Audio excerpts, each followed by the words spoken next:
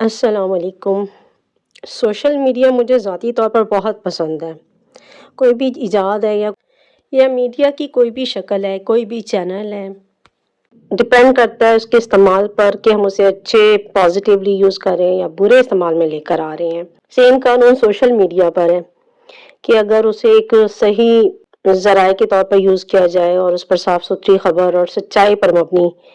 چیز کو پیش کیا جائے، انالیسز اچھا کیا جائے، ایکسپرٹس اس کو یوز کریں، پڑھے لکھے لوگ جو ڈفرینٹ طریقے سے اپنی رپورٹ کو انالائز کر کے پروفس کے ساتھ اگر پیش کریں تو وہی سوشل میڈیا ہمارے لیے بہت زیادہ مفید ہو سکتا ہے، کیونکہ پہلے ایک پڑوسن دوسری پڑوسن کو فون کر کے یا ایک بہن دوسری بہن کو کال کر کے یا والدہ بہن بیٹی کو کال کر کے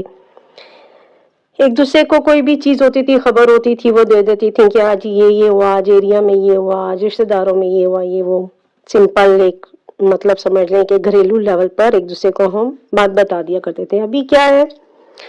ابھی ملکی لیول پر بھی کچھ بھی اچھا ہوتا ہے یا برا ہوتا ہے تو سوشل میڈیا وہ واحد ذریعہ ہے جس میں مختلف چینلز بھی آ جاتے ہیں، میڈیا ہے جیسے، اور ہمارے جو فیس بک، ٹویٹر اور انسٹاگرام اس طرح کے جتنے بھی میڈیاز ہیں، ان سب پر پھر ہم جب اپنی بات کو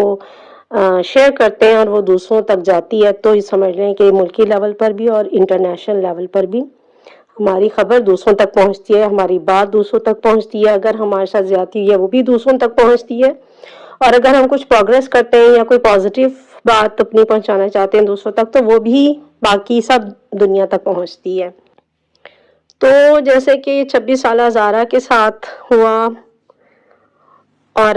خبر نے گردش کیا، حالانکہ بے شک وہ ASI شبیر کی بیٹی تھی، لیکن اس کے باوجود ان کی جو قتل کی رپورٹ ہے وہ اسے سیریس نہیں لیا جا رہا تھا، لیکن جب یہ خبر سوشل میڈیا پر گردش ہوئی کہ 26 سالہ زارا کو بے دردی کے ساتھ اس کے جسم کے حصے کر کے اور ڈفرینٹ جگہوں پہ انہیں پھینکا گیا ہے، اور اس میں اس کی اپنی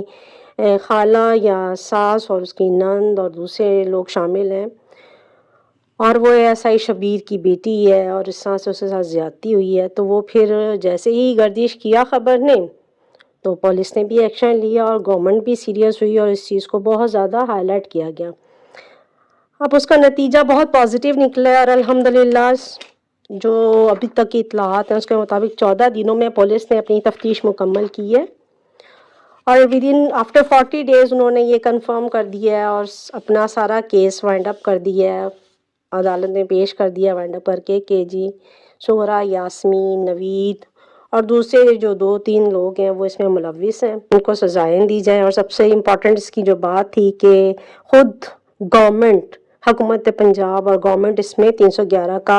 اطلاق کر کے اس میں مدعی بنی تھی، یعنی کہ اگر کچھ بھی، اگر زارا کا میاں بھی اگر معاف کرنا چاہے، ہو سکتا ہے کوئی پلاننگ ہو، ابھی تک تو ثابت نہیں ہوا، ہو سکتا ہے ماں بیٹے کی اپنی کوئی پلاننگ ہو جو کہ ابھی تک ثابت نہیں ہوا،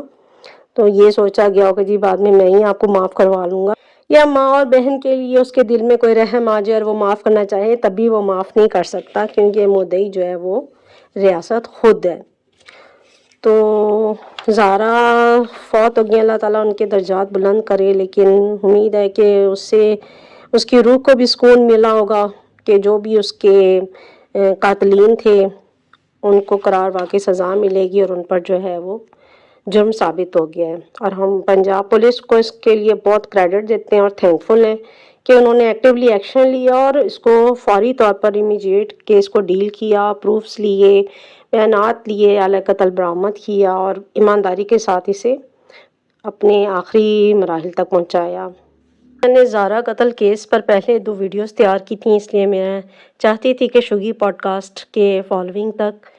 یہ لاسٹ سٹیپ بھی پہنچے کہ اس کیس کا اور ہمارے بات کرنے کا اور باقی سوشل میڈیا کے لوگوں کے بات کرنے کا کیا رزلٹ نکلا ہے۔ آل دا بیسٹ۔